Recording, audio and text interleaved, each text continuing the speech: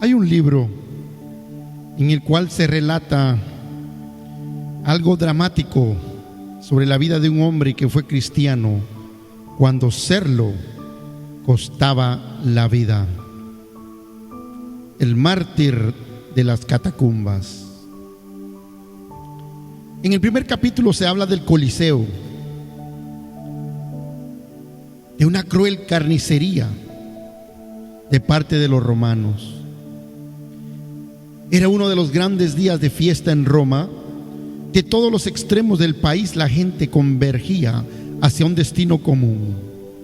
Recorrían el monte Capitolino, el Foro, el Templo de la Paz, el Arco de Tito y el Palacio Imperial en su desfile interminable hasta llegar al Coliseo, al cual penetraban por las innumerables puertas, desapareciendo en el interior. Allí se encontraba frente a un escenario maravilloso. En la parte inferior, la arena interminable se desplegaba rodeada por incontables hileras de asientos que se elevaban hasta el tope de la pared exterior que bordeaba los 40 metros. Aquella enorme extensión se hallaba totalmente cubierta por seres humanos de todas las edades y clases sociales.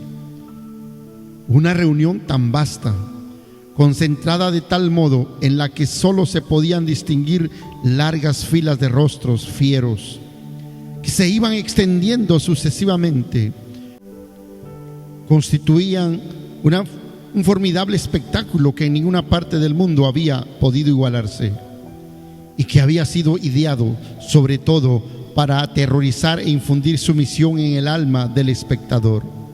Más de 100,000 almas se habían reunido aquí, animadas por un sentimiento común e incitadas por una sola pasión, pues lo que les había atraído a este lugar era una ardiente sed de sangre de sus semejantes. Jamás se hallará un comentario más triste de esta alardeada civilización de la antigua Roma que este macabro espectáculo creado por ella. Ahí se hallaban presentes guerreros que habían combatido en lejanos campos de batalla y que estaban bien enterados de lo que constituían actos de valor. Sin embargo, no sentían la menor indignación ante las escenas de cobarde opresión que se desplegaban ante sus ojos. Nobles de antiguas familias se hallaban presentes ahí, pero no tenían ojos para ver en estas exhibiciones crueles y brutales el estigma sobre el honor de su patria. A su vez, los filósofos, los poetas, los sacerdotes, los gobernadores, los encumbrados, como también los humildes de la tierra, atestaban los asientos. Pero los aplausos de los patricios eran tan sonoros y ávidos como los de los plebeyos. ¿Qué esperanza había para Roma cuando los corazones de sus hijos se hallaban íntegramente dados a la crueldad y a la opresión más brutal que se puedan imaginar? El sillón levantado sobre un lugar prominente del enorme anfiteatro se hallaba ocupado por el emperador Dionisio, a quien rodeaban los principales de los romanos. Entre estos se podía contar un grupo de la guardia pretoriana que criticaban los diferentes actos de la escena que se desenvolvía en su presencia con aires de expertos. Sus carcajadas estridentes, su alborozo y su espléndida vestimenta los hacían objeto de especial atención de parte de sus vecinos. Ya se habían presentado varios espectáculos preliminares y era hora de que empezaran los combates. Se presentaron varios combates mano a mano, la mayoría de los cuales tuvo resultados fatales, despertando diferentes grados de interés según el valor y habilidad que derrochaban los combatientes. Todo ello lograba el efecto de aguzar el apetito de los espectadores, aumentando su vehemencia, llenándoles del más ávido deseo por los eventos aún más emocionantes que habían de seguir. Un hombre en particular había despertado la admiración y el frenético aplauso de la multitud. Se trataba de un africano de Mauritania, cuyo aspecto y fortaleza era de un gigante, y además su habilidad igualaba a su fuerza. Sabía blandir su corta espada con destreza maravillosa, y cada uno de los contrincantes que hasta el momento había tenido yacía muerto. Llegó el momento en que había de medirse con un gladiador de Batavia, hombre al cual solamente él le igualaba en fuerza y en estatura, pero los separaba un contraste sumamente notable. El africano era tostado, de cabello relumbrante y rizado y ojos chispeantes. El de Batavia era de tez clara, de cabello rubio y de ojos vivísimos, de color gris. Tan acertado había sido el cotejo en todo sentido que resultaba difícil decidir cuál de ellos llevaba ventaja. Pero como el primero había ya estado luchando por algún tiempo, se pensaba que él tenía esto como una desventaja. Llegó pues el momento en que se trabó la contienda con gran vehemencia y actividad de ambas partes. El de Batavia asestó tremendos golpes a su contrincante, que fueron parados gracias a la viva destreza de este. El africano era ágil y estaba furioso, pero nada podía hacer contra la fría y sagaz defensa de su vigilante adversario. Finalmente, a una señal dada, se suspendió el combate y los gladiadores fueron retirados, pero de ninguna manera ante la admiración o conmiseración de los espectadores, simplemente por el sutil entendimiento de que era el mejor modo de agradar al público romano. Todos entendían naturalmente que los gladiadores volverían. Llegó ahora el momento en que un gran número de hombres fue conducido a la arena. Esos todavía estaban armados de espadas cortas. No bien pasó un momento cuando ya ellos habían empezado el ataque. No era un conflicto de dos bandos opuestos, sino una contienda general en la cual cada uno atacaba a su vecino.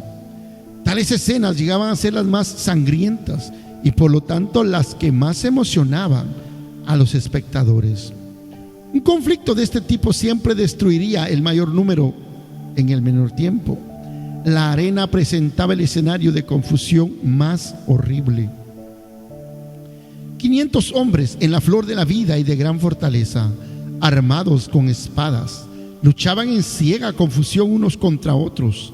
Algunas veces se trenzaban en una masa densa y enorme, otras veces se separaban violentamente, ocupando todo el espacio disponible, rodeando una pila de muertos en el centro del campo. Pero a la distancia se asaltaban de nuevo con indeclinable y sedienta furia, llegando a trabarse combates separados en todo el derredor del macabro escenario.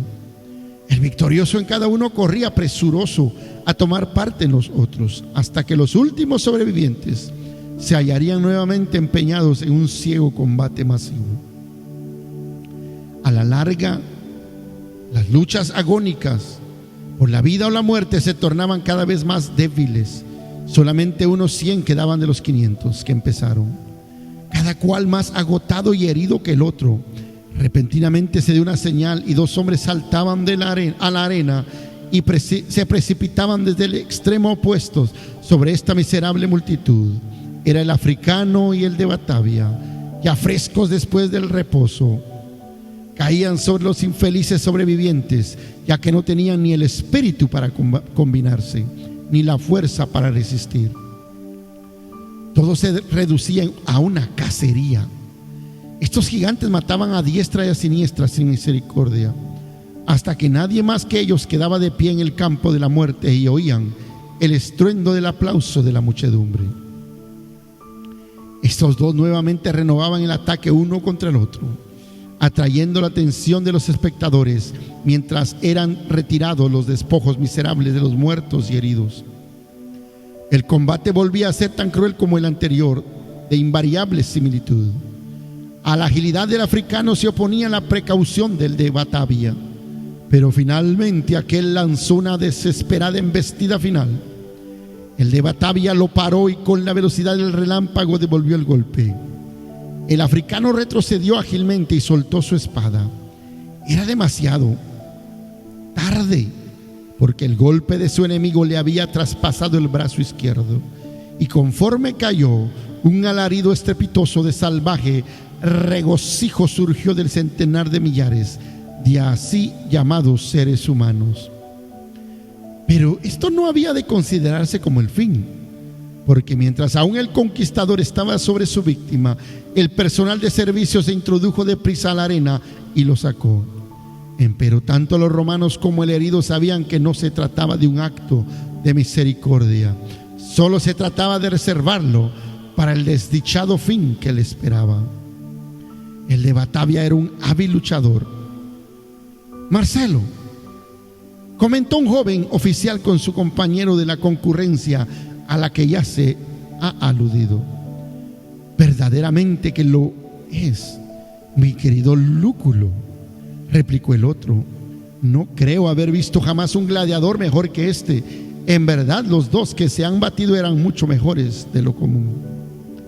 Allá adentro tienen un hombre que es mucho mejor que estos dos. Ah, ¿quién es él? El gran gladiador Macer.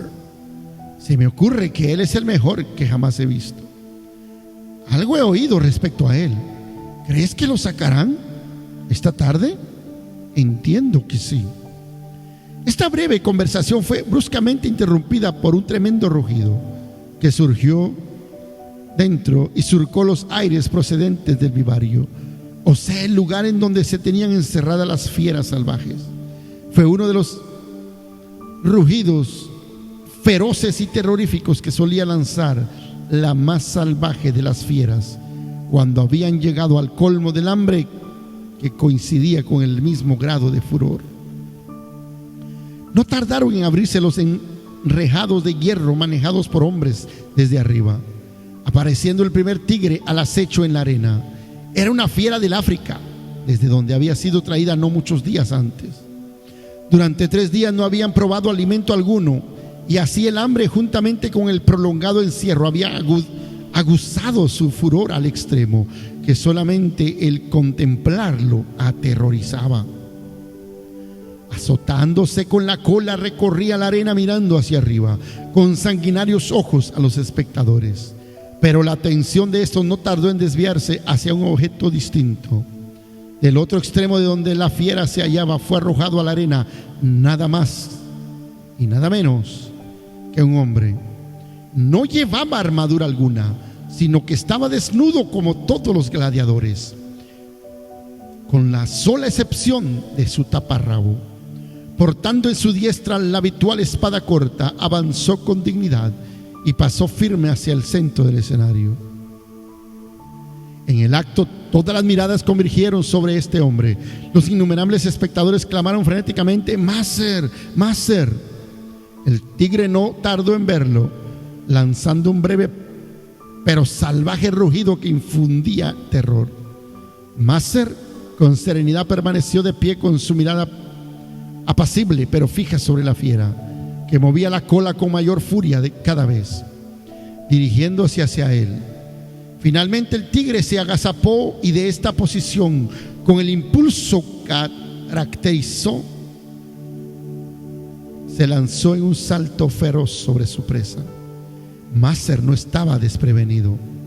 Con una centella voló hacia la izquierda y no bien había caído el tigre en tierra cuando le aplicó una estocada corta pero tajante y certera en el mismo corazón. Fue el golpe fatal para la fiera. La enorme bestia se estremeció de la cabeza a los pies y, encogiéndose para sacar toda fuerza de sus entrañas, soltó el postrer bramido que se oyó casi como el clamor de un ser humano, después de lo cual cayó muerto en la arena. Nuevamente el aplauso de la multitud se oyó como el estrépito del trueno por todo el derredor. ¡Maravilloso!, exclamó Marcelo. Jamás he visto habilidad como la de Macer. Su amigo le contestó, reanudando la charla: sin duda se ha pasado la vida luchando. Tremendo. Pronto el cuerpo del animal muerto fue arrastrado fuera de la arena, al mismo tiempo que se oyó rechinar de las rejas que se abrían nuevamente, trayendo la atención de todos. Esta vez era un león. Se desplazó lentamente en dirección opuesta, mirando alrededor suyo hacia el escenario que lo rodeaba. En actitud de sorpresa, Era este el ejemplar más grande de su especie, todo un gigante en tamaño, habiendo sido largo tiempo preservado hasta hallarle un adversario adecuado. A simple vista parecía capaz de hacer frente victoriosamente a 2 tigres como el que le había procedido. A su lado, Maser no era sino una débil criatura. El ayuno de esta fiera había sido prolongado, pero no mostraba la furia del tigre. Atravesó la arena de uno a otro extremo y luego atravesó todo alrededor en una especie de trote, como si buscara una puerta de escape, mas hallado todo cerrado, finalmente retrocedió hacia el centro y pegando el rostro contra el suelo dejó oír un profundo rugido tan alto y prolongado que las enormes piedras del mismo Coliseo vibraron con el sonido. Maser permaneció inmóvil, ni un solo músculo de su rostro cambió en lo más mínimo.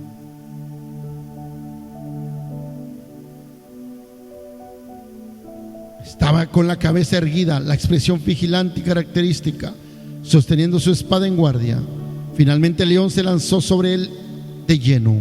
El rey de las fieras y el rey de la creación se mantuvieron frente a frente, mirándose a los ojos el uno al otro. Pero la mirada serena del hombre pareció enardecer la ira propia del animal. Efecto, el animal erectó la cola y todo él retrocedió y tirando su melena se agazapó hacia el suelo en preparación para saltar. La enorme multitud se paró embelesada. Es aquí una escena que merecía su interés. La masa oscura del león se lanzó al frente y otra vez el gladiador en su habitual maniobra saltó hacia el costado y lanzó su estocada. Empero esta vez la espada solamente hirió una de las costillas y se le cayó de la mano. El león fue herido ligeramente, pero el golpe sirvió solo para levantar su furia hasta el grado supremo. Sin embargo, Maser no perdió ni un ápice de su característica calma y frialdad. En este momento tremendo, totalmente desarmado en una espera del ataque, se plantó delante de la fiera. Una y otra vez el león lanzó sus feroces ataques y cada uno fue evadido por el ágil gladiador, quien con sus hábiles movimientos se acercaba ingeniosamente al lugar en donde estaba su arma hasta lograr tomarla de nuevo. Y ahora nuevamente armado con su espada protectora, esperaba el zarpazo final de la fiera que respiraba muerte. El león se arrojó como la vez anterior, pero esta vez Maser acertó en el blanco. La espada le traspasó el corazón. La enorme fiera cayó contorsionándose de dolor. Poniéndose en pie, se echó a correr por la arena y tras su último rugido agónico cayó muerto junto a las rejas por donde había salido. Maser, conducido fuera del ruedo, viéndose aparecer nuevamente al de Batavia. Se trataba de un público de refinado gusto que demandaba variedad. Al nuevo contendor le soltaron un tigre pequeño, el cual fue vencido.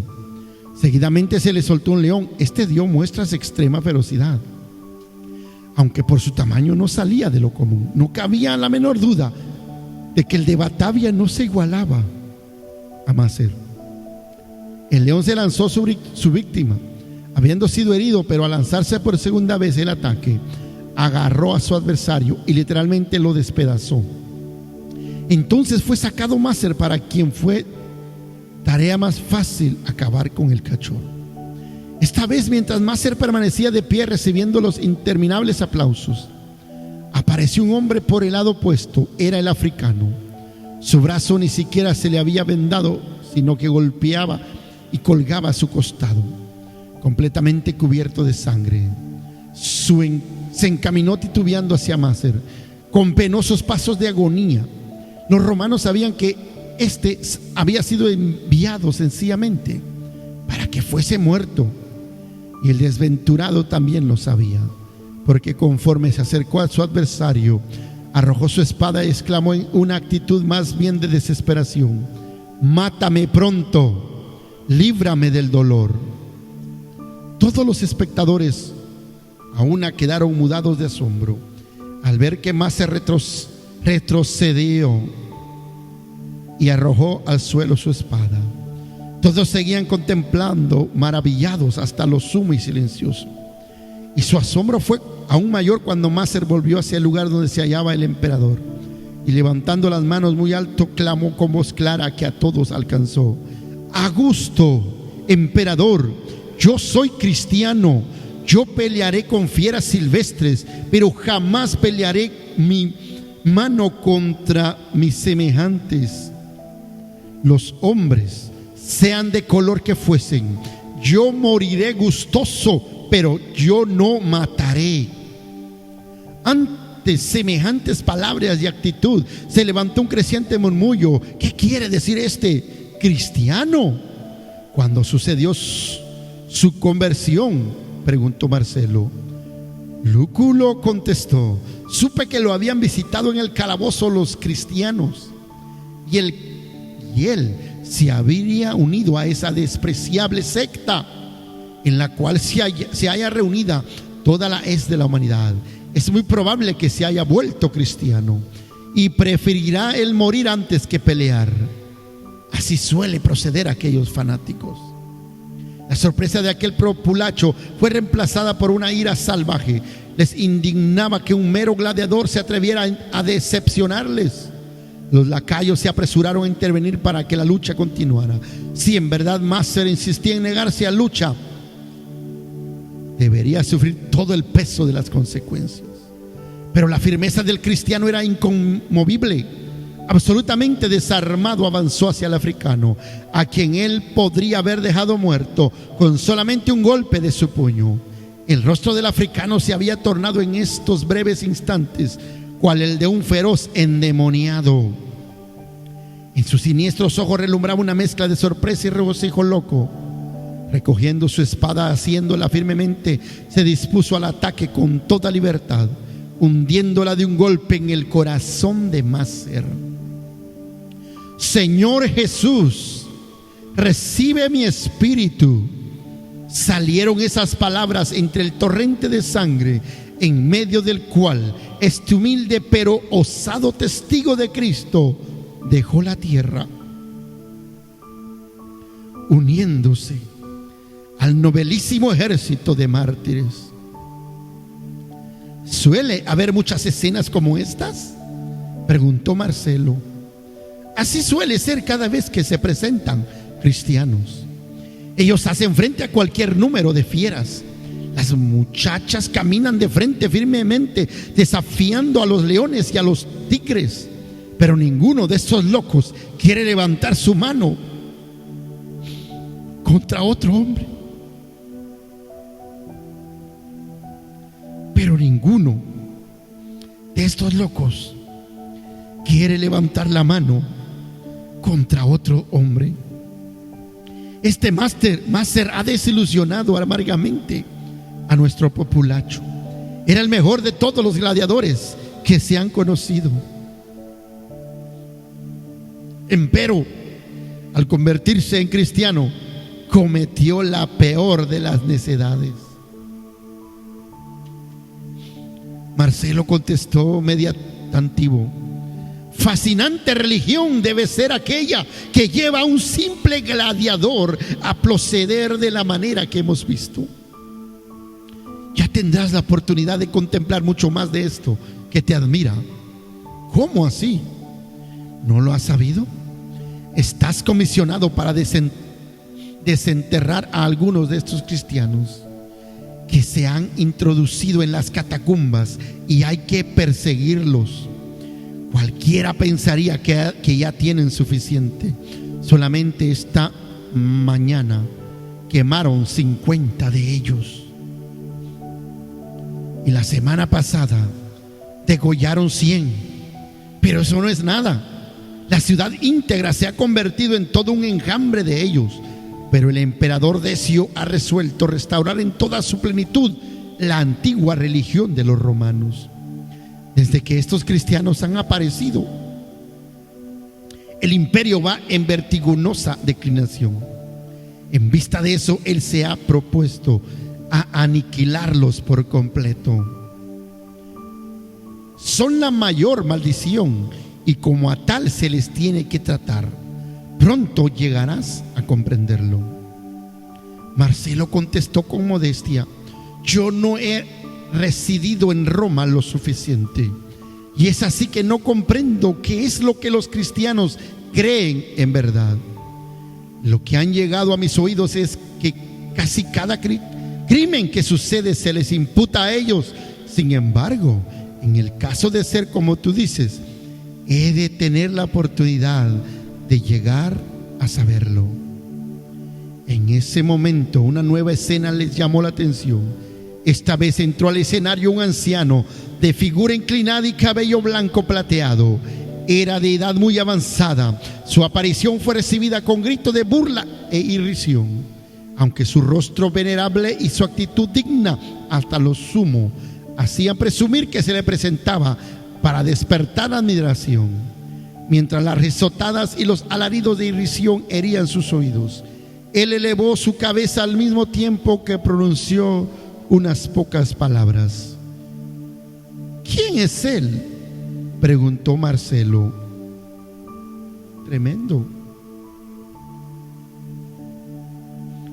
Es Alejandro, un maestro de la abominable secta de los cristianos. Es tan obstinado que se niega a retractarse. Silencio, escucha lo que está hablando. Romanos, dijo el anciano, yo soy cristiano. Mi Dios murió por mí y yo gozoso ofrezco mi vida por él. Un bronco estallido de gritos e imprecaciones salvajes arrojaron su voz. Y antes que aquello hubiera concluido, 3 panteras aparecieron saltando hacia él. El anciano cruzó los brazos y elevando sus miradas al cielo, se le veía mover los labios como musitando sus oraciones. Las salvajes fieras cayeron sobre él mientras oraba de pie, y en cuestión de segundos le habían despedazado. Seguidamente dejaron entrar otras fieras salvajes. Empezaron a saltar alrededor del ruedo, intentando saltar contra las barreras. En su furor se trenzaron en horrenda pelea unas contra otras. Era un escenario espantoso. En medio de la misma se arrojaba una banda de indefensos prisioneros, empujados con rudeza. Se trataba principalmente de muchachas que de este modo eran ofrecidas a las apasionadas turbas romanas sedientas de sangre. Escenas como esta habrían conmovido el corazón de cualquiera en quien las últimas trazas de sentimientos humanos no hubiesen sido anuladas. Pero la compasión no tenía lugar en Roma. Escogidas y temerosas, las infelices criaturas mostraban la humana debilidad natural al enfrentarse con muerte tan terrible. Pero de un momento a otro, algo como una chispa misteriosa de fe la poseía y les hacía superar todo temor. Al darse cuenta las fieras de la presencia de sus presas, empezaron a acercarse. Estas muchachas, juntando las manos, pusieron los ojos en los cielos y elevaron un canto solemne y impotente que se elevó con claridad y bellísima dulzura hacia las mansiones celestiales.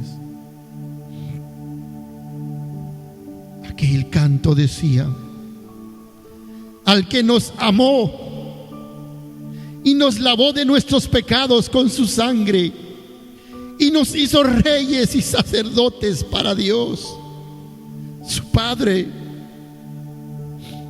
A Él sea la gloria, el imperio por los siglos de los siglos. Amén. Una por una fueron silenciadas las voces, ahogadas con su propia sangre, agonía y muerte. Uno por uno, los clamores y contorsiones de angustia se confundían con exclamaciones de alabanza. Y estos bellos espíritus juveniles tan heroicos ante el sufrimiento y fieles hasta la muerte, llevaron su canto hasta reunirlo con los salmos de los redimidos en las alturas. Dios te bendiga. Y espero que lo que hoy comenzamos a compartir sobre el dramático relato de un hombre que fue cristiano, cuando serlo costaba la vida, edifique tu vida. Si tú conoces a Cristo, si tú ya eres parte de esos locos a quien en este primer capítulo se le llamaba los locos cristianos, y si no lo eres todavía, espero que cuando escuches capítulo tras capítulo de este libro, al final tú te conviertas en parte de esos locos, que muchos de ellos hoy son llamados mártires porque nunca negaron a Cristo. Bendecido día.